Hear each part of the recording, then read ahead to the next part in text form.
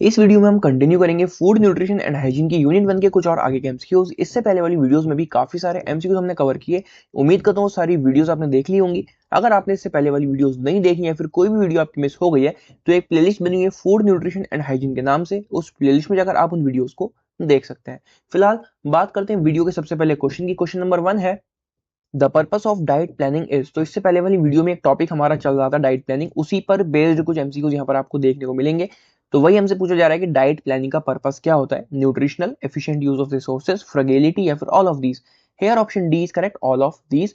ठीक है, जो हम अपनी डाइट को प्लान करते हैं उसका जो ऑब्जेक्टिव है, जो पर्पस होता है, वो न्यूट्रिशन लेना भी होता है कि हमें प्रॉपर अमाउंट में न्यूट्रिशन मिल जाए। ठीक है, जो रिसोर्सेज है उनका एफिशिएंट यूज हो जाए। फ्रगेलिटी का मतलब भी वही होता है कि जो भी रिसोर्सेज होते हैं उनको हम एफिशिएंटली यूज कर लें, एनर्जी को कंजर्व कर लें। ठीक है, तो फ्रगेलिटी भी इसका हो जाएगा। तो हम कह सकते हैं option D is the correct answer of this question, all of these. Right, आगे बढ़ते हैं। Why is diet organized. हमें अपनी डाइट को क्यों ऑर्गेनाइज करना चाहिए या फिर ऑर्गेनाइज वे में उसको लेना चाहिए। Hobby, time is more, to fulfil the objectives या फिर all of these. Here option C is correct, to fulfil the objectives. और ऑब्जेक्टिव्स क्या होते हैं हमारे डाइट लेने के? हमें अपनी बॉडी की ग्रोथ जो है सही तरीके से करनी होती है। ठीक है, तो यही हमारे ऑब्जेक्टिव्स होते हैं। हम एनर्जी सही से हमें मिल जाए, जो भी हमें एक्टिविटीज करनी है वो हम सही से कर पाए। ठीक है, रिसोर्सेज का एफिशिएंटली यूज कर पाए, न्यूट्रिशन में प्रॉपर अमाउंट में मिल जाए। तो ये सारे तो ऑब्जेक्टिव्स होते हैं और इसीलिए हमें अपनी डाइट को ऑर्गेनाइज वे में लेना चाहिए। ठीक है, आगे बढ़ते हैं। The inclusion of selected nutrients which are not commonly found in a particular food is called. कोई सिलेक्टेड न्यूट्रिएंट को इंक्लूड करना जो कॉमनली किसी भी तरह के खाने में हमें नहीं मिलता है। ठीक है, मतलब मिलता है वो चीज लेकिन बहुत कम अमाउंट में होती है। मान लो हमें प्रोटीन की जरूरत ज्यादा है। ठीक है, तो प्रोटीन के लिए हम जो भी चीज खाएंगे उससे हमें सिर्फ प्रोटीन नहीं मिलेगा, उससे हमें बाकी बहुत सारी चीजें भी मिल रही होंगी साथ में। ठीक है, लेकिन अगर हम एक पर्टिकुलर उस न्यूट्रिएंट्स की बात करें, हमें एक पर्टिकुलर न्यूट्रिएंट लेना है, तो उस चीज को हम क्या बोलेंगे? सप्लीमेंट, रीस्टोर, प्रमोशन या फिर strengthening. Hair option A is correct, supplement. ठीक है, तो वो सप्लीमेंट होते हैं जिसको हम एक पर्टिकुलरली इंक्लूड कर रहे हो अपनी डाइट में। जैसे प्रोटीन के लिए हमारे पास वैसे कई सारी चीजें खाने के लिए जिससे हमें प्रोटीन अच्छा खासा मिल जाता है, लेकिन सिर्फ हमें प्रोटीन ही चाहिए और उसको हम अगर हम इंक्लूड कर रहे हैं अपनी डाइट में, एक सिलेक्टेड न्यूट्रिएंट है वो, तो उसको हम सप्लीमेंट बोलते हैं। ठीक है, जो लोग जिम जाते हैं उनको बहुत अच्छे से ये सब चीजें पता होंगी। राइट, आगे बढ़ते हैं। Sports nutrition is the study and practice of nutrition and food in relation to the improvement of the performance of. जो स्पोर्ट्स न्यूट्रिशन होता है वो एक स्टडी है जिसमें हम न्यूट्रिशन की प्रैक्टिस करते हैं। फूड में कैसे, फूड का सारा रिलेशन हमें पता चलता है कि फूड को हम किस तरीके से कंज्यूम करें कि वो इंप्रूव करे परफॉर्मेंस किसकी? एथलेटिक, मीनिंगलेस, मीडियम या फिर none of these. Here option A is correct, athletic. ठीक है, तो स्पोर्ट्स न्यूट्रिशन में जो भी फूड का पूरा रिलेशन हम जानते हैं हमारी बॉडी से, या फिर क्या चीज हमें खानी है क्या चीज हमें नहीं खानी, तो वो परफॉर्मेंस किस चीज की बढ़ा रही है, क्या परफॉर्मेंस बढ़ा रही है? वो एथलेटिक परफॉर्मेंस हमारी इंक्रीज करता है। ठीक है, आगे बढ़ते हैं। Food frequency questionnaire is a method used in the study of the assessment of food and its relationship to chronic diseases. तो एक फूड फ्रीक्वेंसी क्वेश्चनायर होता है, ये एक मेथड है जो एक स्टडी में यूज होता है कि हम उसमें जानते हैं फूड का और जो डिसीज होती है उनका क्या रिलेशन है। राइट, कि अगर हम ये चीज खा रहे हैं तो इससे ये प्रॉब्लम हो सकती है, अगर हम ये चीज ना खाएं तो इस चीज की कमी हो सकती है, डिसीज हो सकती है, इस पर्टिकुलर न्यूट्रिएंट की कमी हो सकती है। ठीक है, तो हमसे यही पूछा जा रहा है कि वो कौन सा मेथड है, ठीक है, जिसमें हम ये रिलेशनशिप जान पाते हैं फूड का उस क्रॉनिक डिसीज के साथ। एपिडेमियोलॉजी, एक्सपेरिमेंटल, इन्वेंटरी या फिर database. Hair option A is correct, epidemiology. ठीक है, तो यही वो मेथड है जिससे हमें पता चलता है कि फूड का और क्रॉनिक डिसीज का क्या रिलेशनशिप है आपस में। राइट, तो ऑप्शन ए यहाँ पर करेक्ट हो जाएगा। आगे बढ़ते हैं। Why is exercise equally important along with food. Exercise क्यों जरूरी है फूड के साथ साथ? हमने फूड तो कंज्यूम कर लिया, अब हमें साथ में एक्सरसाइज भी वहां पर रखनी है। वो हम सुबह करें, शाम को करें या फिर कहीं भी अपना टाइम निकाल के करें, तो एक्सरसाइज क्यों जरूरी है जब हम फूड ले रहे हैं? तो be healthy, be protected from diseases, energy या फिर all of these. Here option D is correct, all of these. इन सभी चीजों के लिए हमें कहा जाता है कि आपको एक्सरसाइज भी करनी है और फूड भी कंज्यूम करना है। ठीक है, उससे हम हेल्दी रहेंगे, हम डिसीज से बचे रहेंगे, हमें एनर्जी प्रॉपर हमारी बॉडी में रहेगी। तो हम कह सकते हैं ऑप्शन डी यहाँ पर करेक्ट हो जाएगा, ऑल ऑफ दीज। ठीक है, आगे बढ़ते हैं। Name the component of fish which helps in brain development in children. तो बच्चों में ब्रेन डेवलपमेंट के लिए फिश के अंदर वो कौन सा कंपोनेंट होता है जो हेल्प करता है बच्चों की ब्रेन डेवलपमेंट में? Omega 3 fatty acids, omega 5 fatty acids, omega 4 fatty acids या फिर omega 6 fatty acids. Hair option A is correct, omega 3 fatty acids. तो फिश का यही वो कंपोनेंट है ओमेगा 3 फैटी एसिड्स जो ब्रेन डेवलपमेंट में हेल्प करते हैं। ठीक है, तो ऑप्शन ए यहाँ पर करेक्ट हो जाएगा, आगे बढ़ते हैं अगले क्वेश्चन की तरफ। The best source of green leafy and yellow vegetable is. Question थोड़ा सा गलत है। क्वेश्चन ऐसा होना चाहिए कि ग्रीन लीफी और येलो वेजिटेबल जो होते हैं वो किसका बेस्ट सोर्स होते हैं? विटामिन के, रेटिनोल, बेटा कैरोटीन या फिर vitamin D. Hair option A is correct, vitamin के। ठीक है, तो ग्रीन लीफी वेजिटेबल्स हो या फिर येलो वेजिटेबल्स हैं वो बेस्ट सोर्स होते हैं विटामिन के। ठीक है, ऑप्शन ए यहाँ पर करेक्ट हो जाएगा। आगे देखते हैं। The food safety and standards act has classified the preservatives as. तो food safety and standard act के तहत जो प्रिजर्वेटिव्स हैं उनको कैटेगराइज किया जाता है, फिर कह सकते हैं क्लासिफाई किया जाता है as grade and food grade, non food grade and category grade, food grade and non food grade category या फिर all of these. Here option C is correct, food grade and non food grade के according उसको classify किया जाता है, किसे? Preservatives को। और किस एक्ट के अंतर्गत ये चीज होती है? Food safety and standards act के थ्रू। ठीक है, आगे बढ़ते हैं। The diet of the patient of diarrhoea should be. अगर किसी इंसान को डायरिया है तो उसकी डाइट कैसी रहनी चाहिए? Less fibre rich, more fibrous, rich in protein या फिर रिच इन फैट।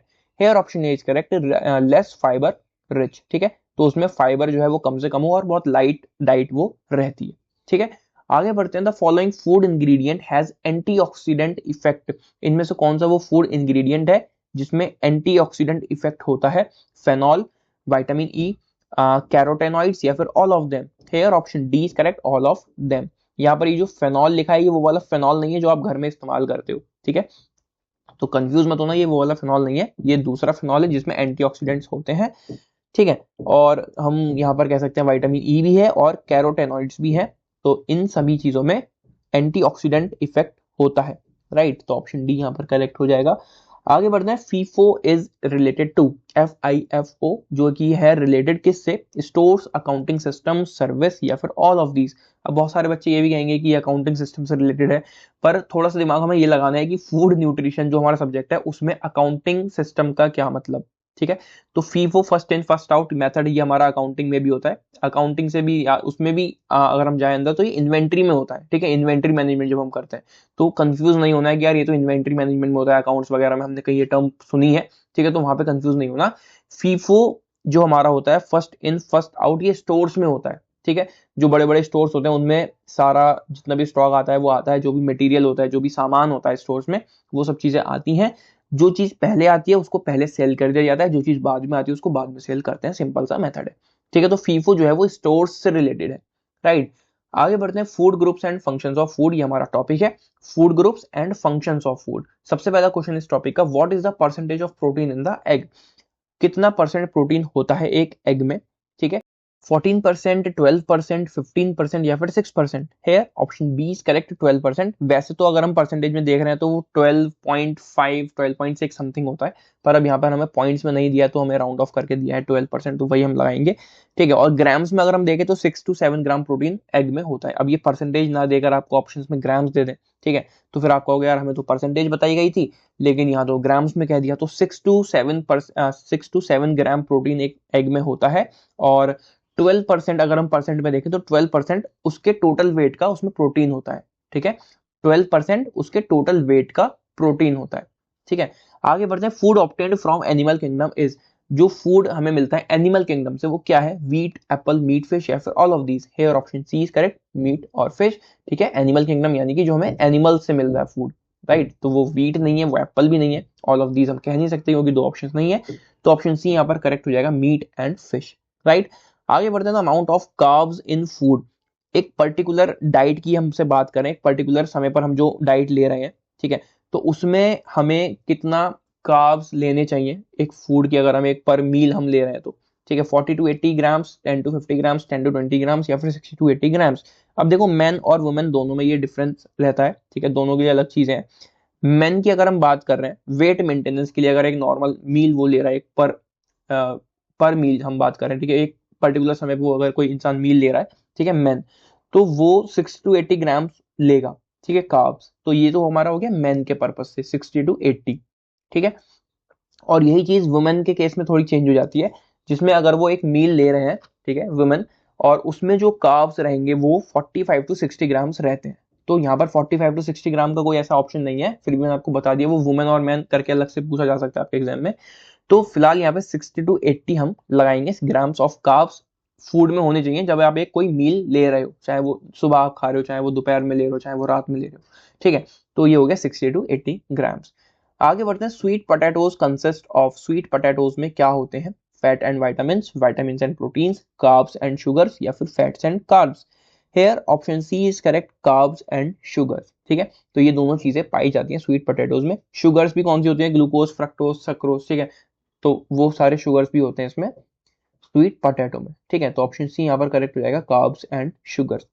आगे बढ़ते हैं, चिक P is high in quantity. चिक पी आपने देखा होगा, चना होता है, ठीक है, छोला जिसको बोलते हैं। तो उसमें हाई क्वांटिटी में क्या चीज पाई जाती है? आयरन, प्रोटीन, कार्ब्स या फिर vitamin. Here option B is correct, protein. ठीक है, तो चिक पी में हाई क्वांटिटी में जो चीज पाई जाती है वो है प्रोटीन। ऑप्शन बी यहाँ पर करेक्ट हो जाएगा। आगे एक लास्ट क्वेश्चन है इस वीडियो का, carrot is found in. Question थोड़ा सा गलत है, कैरेट इज फाउंड नहीं है, कैरेट में क्या चीज पाई जाती है वो हमसे पूछा जा रहा है। ठीक है, तो विटामिन बी, कार्ब्स, फैट या फिर vitamin A. Here option D is correct, vitamin A पाई जाती है कैरेट में। तो ये हमारा आंसर कुछ इस तरह से बन गया, vitamin A is found in carat. ठीक है, तो क्वेश्चन थोड़ा सा वो मिसप्रिंट है, पर आंसर आपको मैंने बता दिया। ठीक है, तो ये थे कुछ और आगे के एमसीक्यूज हमारे फूड न्यूट्रिशन एंड हाइजीन की यूनिट 1 के। इसी तरह से जो भी आगे के क्वेश्चंस होंगे वो हम आने वाली वीडियोस में कवर करेंगे। आने वाली वीडियोस के लिए आप चैनल को सब्सक्राइब कर लो। मिलते हैं अगली वीडियो में, till then take care and bye bye and all the very best for your exams.